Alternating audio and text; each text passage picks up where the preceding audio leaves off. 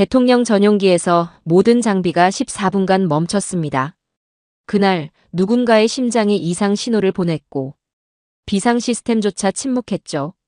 그 순간 오직 하나, 손톱만한 장비만이 작동했습니다. 그 안에는 우리가 전혀 알지 못했던 대한민국의 이름 없는 기술자가 만든 회로가 들어있었습니다. 아무도 몰랐습니다. 그 작은 부품 하나가 미국 대통령의 생명을 지켜냈다는 사실을. 그리고 저는 그 이야기를 직접 추적한 기자입니다. 지금부터 여러분은 가장 조용하지만 가장 강한 나라에 대한 이야기를 듣게 될 겁니다. 안녕하세요. 저는 CNN 워싱턴 사무소 소속 선임 탐사보도 기자 알렉스 카터입니다. 20년 동안 수많은 사건을 취재해왔지만 그날 오후에 받은 전화는 제 경력에서 가장 기이한 순간 중 하나였습니다. 카터 씨, 이 정보는 절대 기록하지 마세요. 대통령 전용기에서 14분간 모든 장비가 멈췄다고 합니다. 수화기 너머 목소리는 제가 오랫동안 신뢰해온 백악관 내부 소식통이었죠. 처음에는 단순한 기계적 오류라고 생각했습니다. 대통령 전용기인 에어포스 1에는 예비 시스템이 몇 겹으로 구축되어 있으니까요. 그게 뭐 대수라고. 모든 항공기는 종종 전자장비 문제를 겪어. 저는 별 관심 없다는 듯 대답했습니다. 하지만 소식통의 다음 말에 저는 펜을 집어들었습니다. 그건 중요한 게 아니야. 중요한 건 그때 딱 하나의 장비만 작동했다는 거지. 그 장비 덕분에 일이 커지지 않았어. 호기심이 피어올랐습니다. 에어포스 1은 세계에서 가장 철저하게 점검되는 항공기입니다. 모든 장비가 동시에 멈춘다는 건 거의 불가능한 일이죠. 다음 날 아침, 백악관 정례 브리핑에 참석했습니다. 대통령 보좌관이 마이크 앞에 섰을 때 저는 이 이야기가 결코 평범하지 않다는 것을 직감했습니다. 보좌관의 얼굴에는 평소에 자신감 넘치는 미소 대신 묘한 긴장감이 감돌았거든요. 어제 대통령 전용기에서 발생한 단기적 전자장비 오류에 관한 질문이 있을 것으로 예상됩니다. 이는 일상적인 점검 과정에서 발견된 문제로 현재 완전히 해결되었습니다. 기자들이 일제히 질문을 쏟아냈지만 저는 가만히 앉아 상황을 지켜봤습니다. 질문이 어느 정도 가라앉았을 때 저는 손을 들었습니다.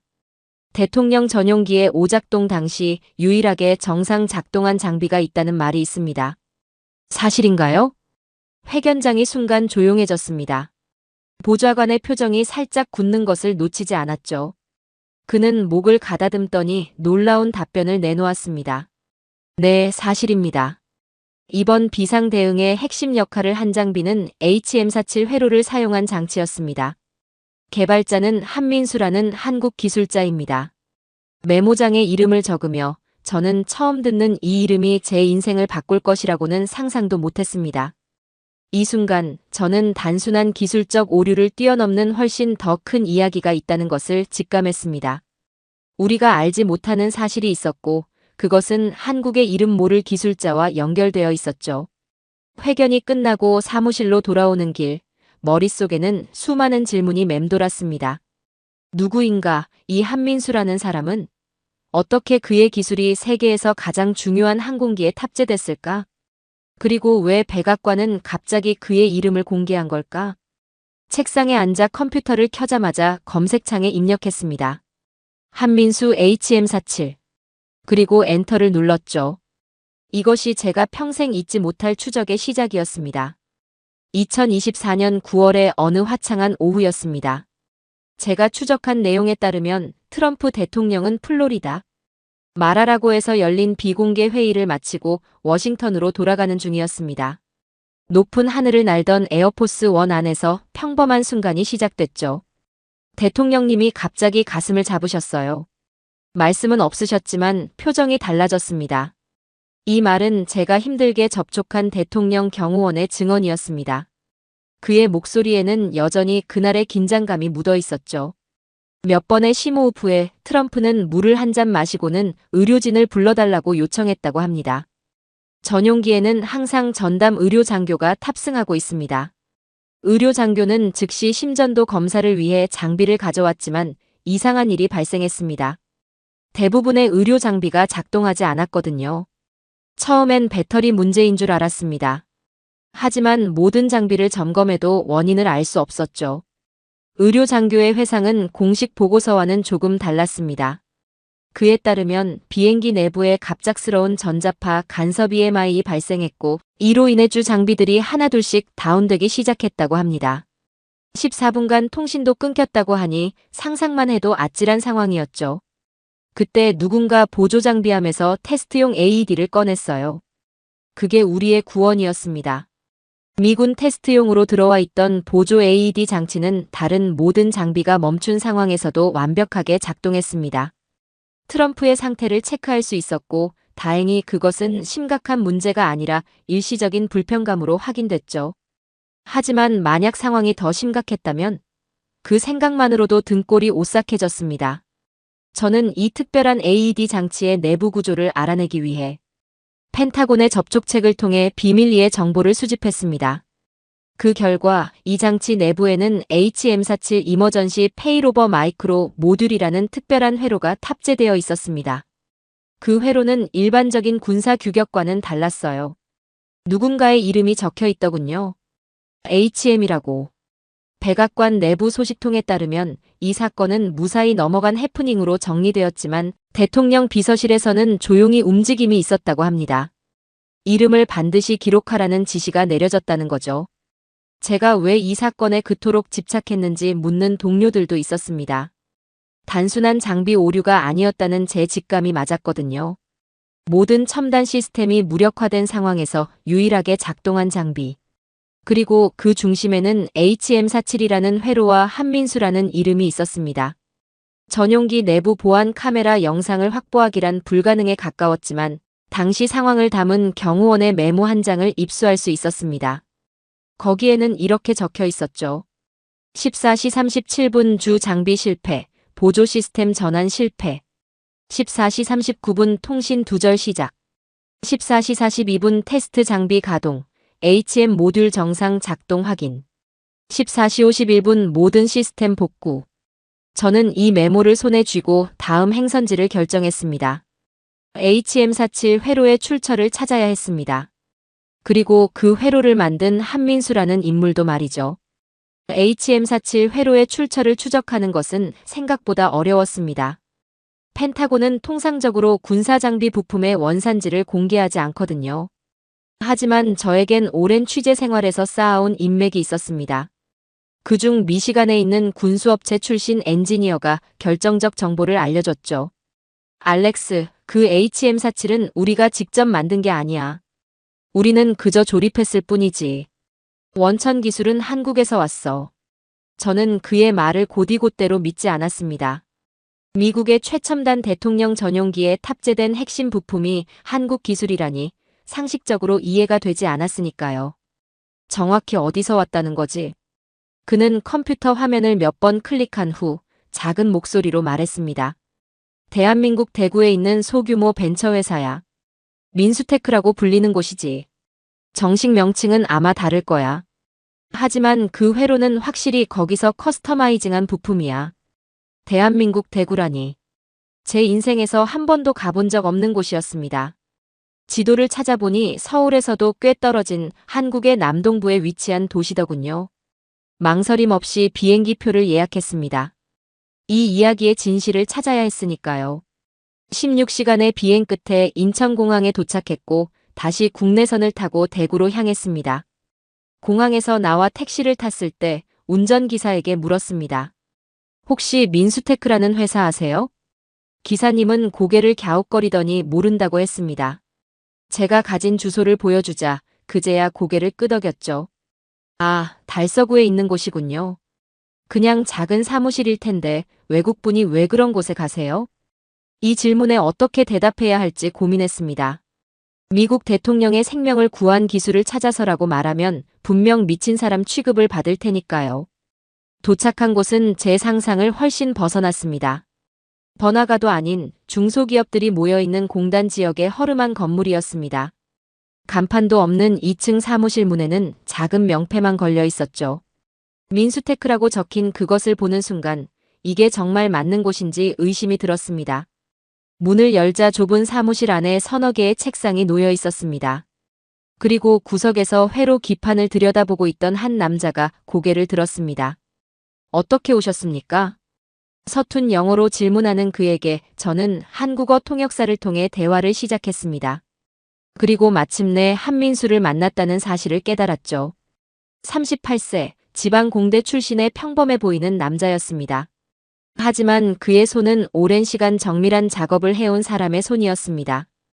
굳은 살이 박힌 손가락이 미세하게 떨리고 있었죠. HM47 회로에 대해 알고 싶습니다. 제 말에 한민수의 눈이 커졌습니다. 그는 잠시 말을 잇지 못하더니 이내 자리에서 일어나 안쪽 작업실로 저를 안내했습니다. 어떻게 그 이름을 아시죠? 작업실 벽에는 복잡한 회로도와 수식들이 가득한 화이트보드가 있었고 테이블 위에는 작은 회로 기판들이 놓여 있었습니다. 한민수는 서랍을 열어 작은 상자를 꺼냈습니다. 그 안에는 손톱만한 크기의 검은색 회로 모듈이 들어 있었죠. 이게 HM47입니다. 제가 만든 회로죠. 하지만 왜 CNN 기자가 이것을 찾고 있는 건가요? 그의 순수한 의문에 저는 말문이 막혔습니다. 그는 정말 몰랐던 겁니다. 자신이 만든 작은 부품이 대통령 전용기에서 어떤 역할을 했는지, 세계 정치의 중심에서 무슨 일이 있었는지 전혀 모르고 있었던 거죠.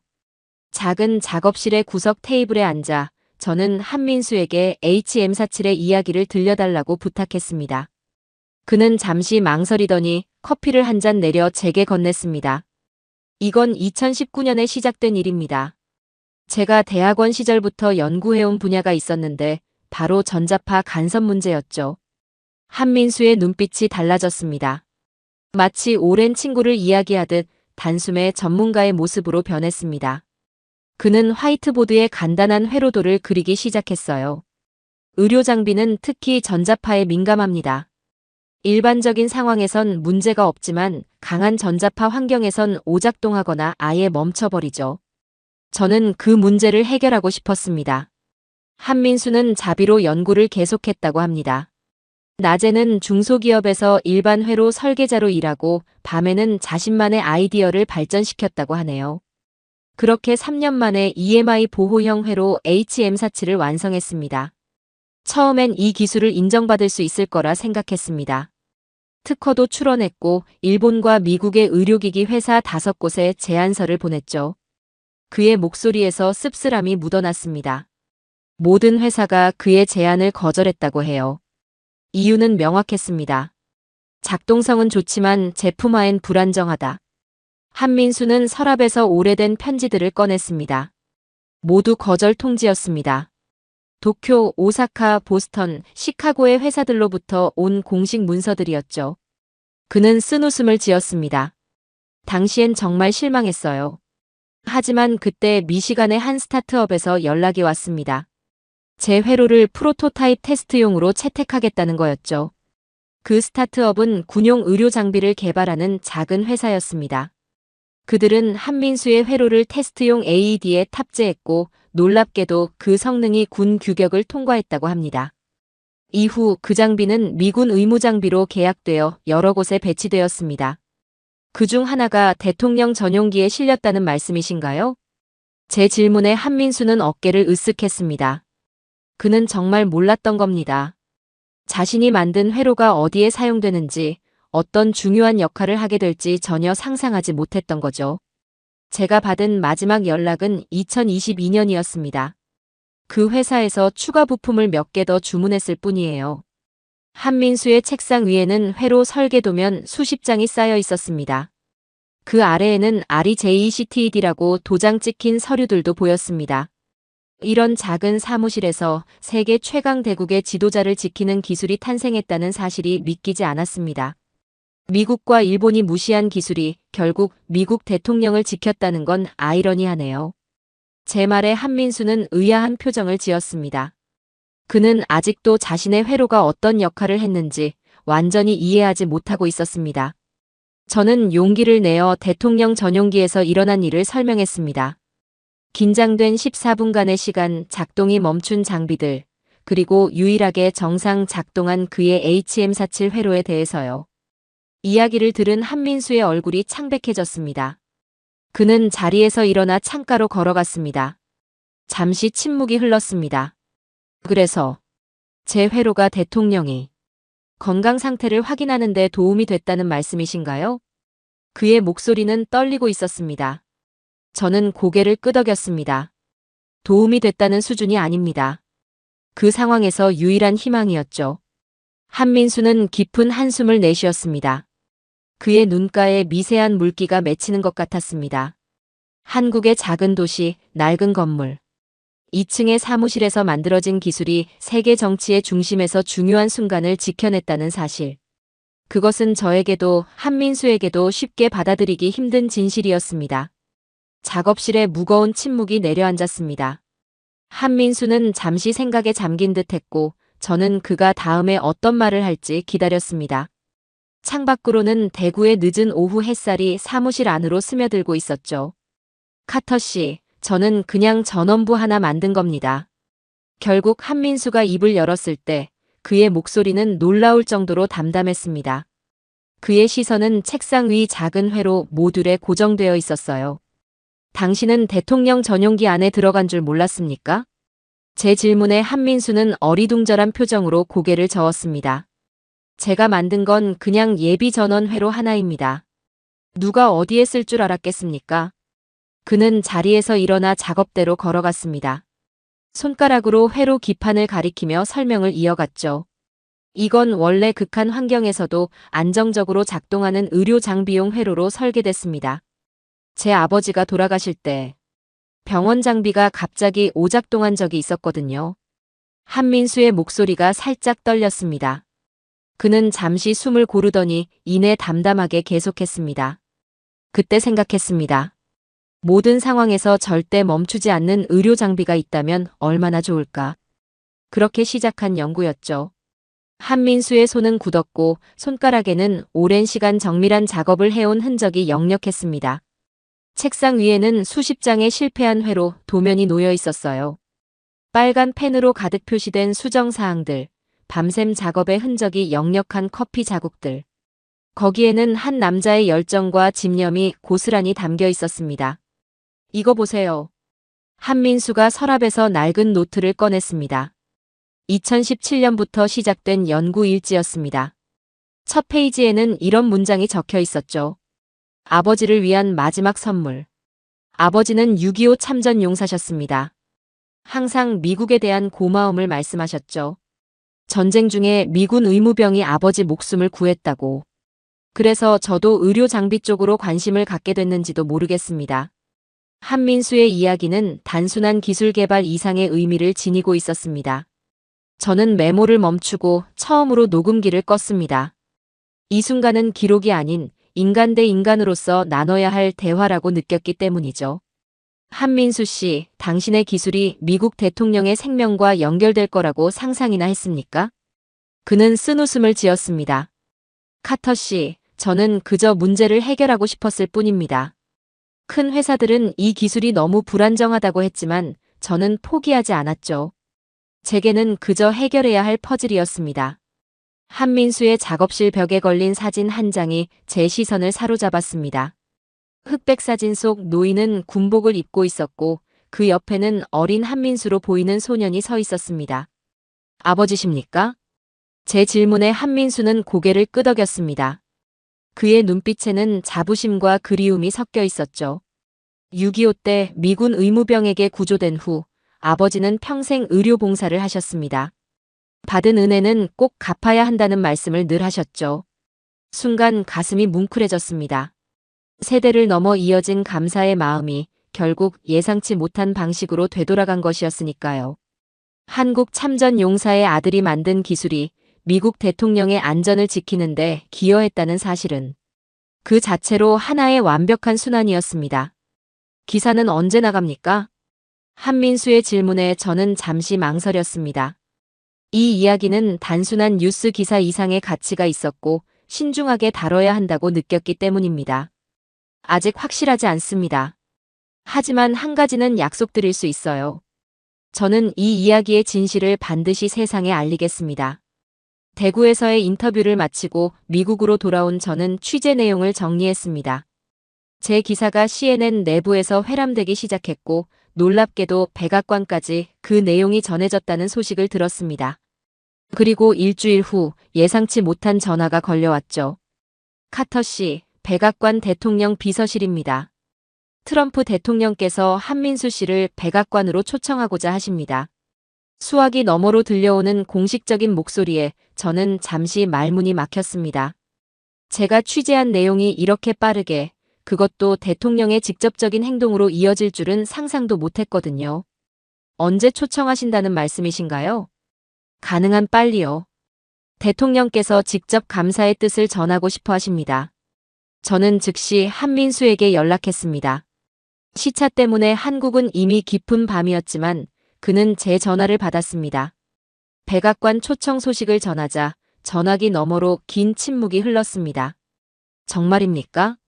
한민수의 목소리는 믿기지 않는다는 듯 떨렸습니다. 그리고 잠시 후 예상치 못한 대답이 돌아왔습니다. 죄송합니다만 저는 가지 않겠습니다. 순간 제 귀를 의심했습니다. 세계에서 가장 권위 있는 초청을 거절한다니 이해할 수 없었습니다. 한민수 씨, 이건 정말 큰 영광입니다. 왜 거절하시는 거죠? 그의 대답은 조용하지만 단호했습니다. 제가 아닌 이름도 없이 돌아가신 한국 기술자들과 6.25 전쟁에서 미군과 함께 싸운 제 아버지를 대신 불러주시겠습니까? 그 순간 저는 한민수라는 사람을 진정으로 이해했습니다. 그에게 이 기술은 단순한 발명품이 아니었습니다. 그것은 역사의 연결고리였고 세대를 넘어 이어진 감사의 표현이었던 거죠. 다음 날 저는 백악관 대변인과 통화했습니다. 한민수의 뜻을 전하자 처음에는 당혹스러워하는 기색이 역력했습니다. 하지만 곧 대통령이 직접 전화를 받았습니다. 카터, 그의 결정을 존중합니다. 하지만 그에게 전해주세요. 우리는 그와 그의 아버지, 그리고 한국의 모든 참전 용사들에게 깊은 감사를 표합니다. 트럼프의 목소리에는 제가 들어본 적 없는 진지함과 경의가 담겨 있었습니다. 그리고 그는 놀라운 결정을 했습니다. 다음 달 한국 참전용사 기념행사에 특별 감사장을 보내겠습니다. 한민수의 이름으로요. 한민수에게 이 소식을 전하자 그는 잠시 말을 잇지 못했습니다. 그리고 이내 떨리는 목소리로 말했습니다. 아버지가 살아계셨다면 정말 기뻐하셨을 겁니다. 그의 말에 가슴이 뭉클해졌습니다. 뉴스를 보도하는 20년 경력 동안 이렇게 진심 어린 순간을 경험한 적은 없었던 것 같습니다. 그로부터 2주 후 한국 대구의 국립묘지에서 작은 행사가 열렸습니다. 미국 대사관 관계자가 직접 한민수에게 감사장을 전달했고 그 자리에는 6.25 참전 용사들의 가족들도 함께했습니다. 저도 특별히 초청을 받아 그 자리에 있었죠. 한민수는 감사장을 받고 잠시 말없이 서 있었습니다. 그리고 천천히 참전용사 기념비 앞으로 걸어가 감사장을 내려놓았습니다. 그의 눈가에 맺힌 작은 눈물방울이 햇빛에 반짝였습니다. 그 순간 저는 기자로서가 아닌 한 사람으로서 깊은 깨달음을 얻었습니다. 기술의 근원은 단순한 지식이나 능력이 아니라 정신이라는 것을요. 한민수의 기술은 그저 전자회로가 아니었습니다. 그것은 감사와 존경, 그리고 세대를 넘은 연결의 표현이었습니다. 행사가 끝나고 한민수와 마지막 인사를 나누었습니다. 그는 평소와 다름없는 소박한 옷차림이었지만 그의 눈빛은 전과 달리 평온해 보였습니다. 이제 무슨 계획이 있으신가요? 제 질문에 그는 잠시 생각하더니 미소를 지었습니다. 더 좋은 회로를 만들어야죠. 아직 해결해야 할 문제가 많으니까요. 그의 단순하면서도 강인한 대답에 저는 엔지니어의 진정한 모습을 보았습니다. 화려한 스포트라이트보다 자신의 자리에서 묵묵히 일하는 사람. 그것이 바로 한민수였고 그가 대표하는 한국의 정신이었습니다. 미국으로 돌아온 후 저는 CNN에 기사를 제출했습니다. 하지만 편집장은 제 원고를 보고 눈썹을 찌푸렸죠. 알렉스, 이건 너무 감성적이야. 우리는 뉴스 채널이지 다큐멘터리나 영화 제작사가 아니라고. 편집장의 말이 틀리지 않았습니다. 제가 쓴 기사는 분명 일반적인 CNN 스타일과는 거리가 멀었으니까요. 하지만 저는 이 이야기가 단순한 뉴스 기사로 소비되기에는 너무 소중하다고 느꼈습니다. 알겠습니다. 다시 쓰겠습니다. 그렇게 말했지만 저는 사무실로 돌아와 전혀 다른 결정을 내렸습니다. CNN 보도 대신 제 개인 블로그에 긴 글을 남기기로 한 거죠. 이틀 밤을 새워가며 모든 취재 내용과 감정을 담아냈습니다. HM47은 단순한 전자회로가 아니다. 대한민국이 만들어낸 가장 조용한 힘이었다. 이것이 제 블로그 포스트의 첫 문장이었습니다.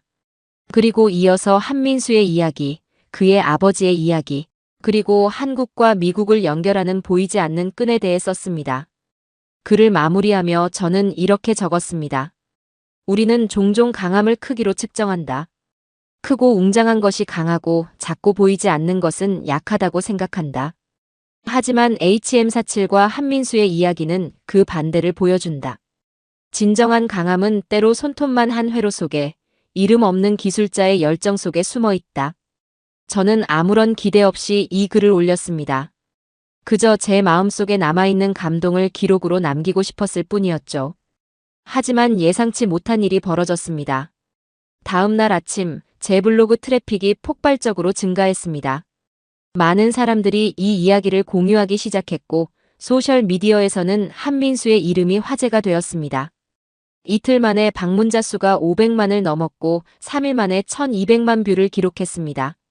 CNN 편집장이 전화를 걸어왔습니다. 알렉스, 지금 자네 블로그 이야기가 전국적으로 화제야. 우리가 공식 보도로 채택하고 싶네. 전화를 끊고 창밖을 바라보았습니다. 저는 20년 동안 수많은 기사를 썼지만 이렇게 많은 사람들의 마음을 움직인 글은 처음이었습니다. 그리고 그 이유를 알 것 같았습니다. 이 이야기는 단순한 뉴스거리가 아니라 인간의 보편적인 가치에 대한 이야기였으니까요. 다음 주 월요일 CNN은 제 기사를 특별 탐사 보도로 편성했습니다. 전 세계 시청자들이 한민수와 HM47의 이야기를 접했고 반응은 압도적이었습니다. 한국 교민들의 자부심 넘치는 메시지부터 미국 참전 용사, 가족들의 감동적인 편지까지 각계각층의 사람들이 이 이야기에 공감했습니다. 제게 가장 인상적이었던 것은 젊은 공학도들의 반응이었습니다. 많은 학생들이 한민수의 이야기에 영감을 받아 자신만의 프로젝트를 시작했다는 소식이 들려왔거든요. 대학 공학 동아리에서는 HM 프로젝트라는 이름으로 의료 장비 개발 경진 대회가 열리기 시작했고 여러 나라의 학생들이 참여했습니다. 한민수에게 이런 소식을 전하자 그는 여전히 담담한 목소리로 대답했습니다. 과분한 관심입니다. 저보다 더 뛰어난 엔지니어들이 많이 있어요. 그의 겸손함은 여전했지만 그가 젊은 공학도들을 위한 온라인 멘토링 세션을 시작했다는 소식을 들었습니다. 대구의 작은 사무실에서 그는 전 세계 학생들에게 자신의 경험과 지식을 나누고 있었습니다. 이 모든 변화를 지켜보며 저는 기자로서 깊은 보람을 느꼈습니다. 뉴스는 단순히 정보를 전달하는 것이 아니라 때로는 영감을 주고 변화를 만들어낼 수 있다는 것을 다시 한번 깨달았으니까요. 그리고 개인적으로도 많은 변화가 있었습니다. 저는 더 이상 단순히 사실만을 추구하는 기자가 아니었습니다. 이제는 그 사실 뒤에 숨겨진 인간의 이야기, 그리고 그 이야기가 우리에게 주는 의미를 찾는 기자가 되었습니다. 제 사무실 책상 위에는 한민수가 선물해준 작은 회로 기판이 액자에 담겨 있습니다. 그것은 HM47의 초기 프로토타입이라고 합니다. 때로는 막막한 취재나 어려운 기사를 쓸 때 저는 그 작은 회로를 바라봅니다. 그리고 다시 한번 깨닫습니다. 위대한 이야기는 종종 가장 작고 보이지 않는 곳에서 시작된다는 것을요. CNN 특별 탐사 보도가 방송된 지 한 달이 지났습니다. 그 사이 저는 다시 한번 한국을 찾았습니다. 이번에는 공식 취재가 아닌 개인적인 방문이었죠. 한민수와 함께 그의 고향을 둘러보고 그가 자란 환경을 더 깊이 이해하고 싶었습니다. 대구 공항에 도착했을 때 놀랍게도 한민수뿐만 아니라 여러 지역 엔지니어들이 저를 맞이했습니다. 그들은 모두 한민수와 같은 작은 회사들에서 일하는 개발자들이었습니다. 소박한 환영식이었지만 그 진심은 화려한 어떤 행사보다 감동적이었습니다.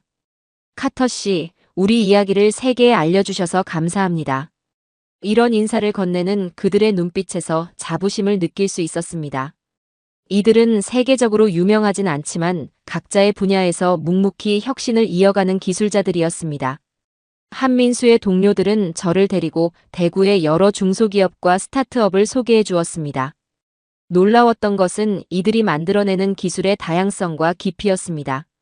세계 스마트폰의 핵심 부품을 만드는 작은 공장부터 우주 탐사선에 들어가는 특수 소재를 개발하는 연구실까지 겉으로 보기엔 평범한 건물들 안에서 세계적 수준의 기술이 탄생하고 있었습니다.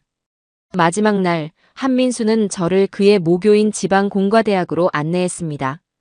캠퍼스를 걸으며 그는 학창시절 이야기를 들려주었습니다. 우리에겐 화려한 연구실이나 최신 장비가 없었습니다. 하지만 문제를 해결하려는 열정은 누구보다 강했죠. 학교 한쪽에 자리한 작은 전시관에서 저는 의미 있는 것을 발견했습니다. 그곳에는 이 학교 출신 엔지니어들이 개발한 다양한 기술 제품들이 전시되어 있었고, 최근에는 HM47 회로의 모형도 자리를 잡았더군요. 그 옆에는 학생들이 적어놓은 메모들이 가득했습니다. 한민수 선배님처럼 세계를 바꾸는 기술자가 되겠습니다. 작은 회로로 큰 변화를 만들겠습니다. 이런 메시지들을 읽으며 저는 한 사람의 이야기가 얼마나 많은 사람들에게 영감을 줄 수 있는지 새삼 깨달았습니다.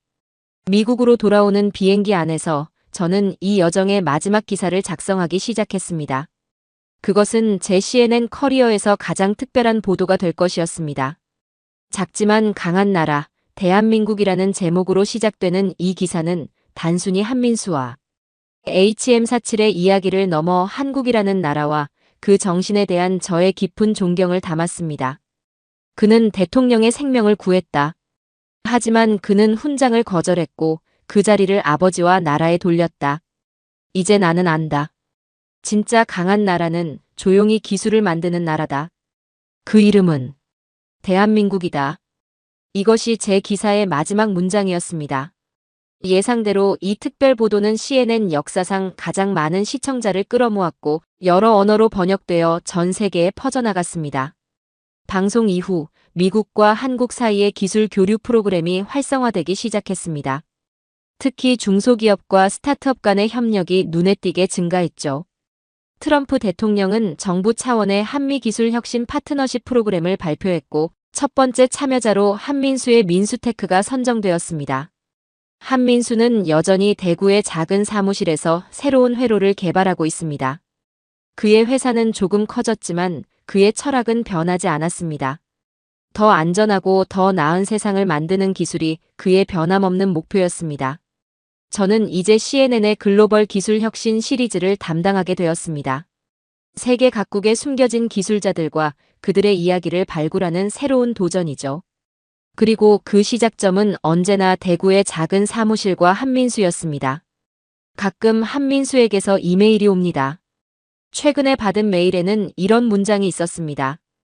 카터 씨, 기술은 결국 사람을 위한 것입니다. 크기나 화려함이 아니라 얼마나 많은 사람들에게 도움이 되는가가 중요하죠. 이것이 제가 아버지에게서 배운 가장 중요한 교훈입니다.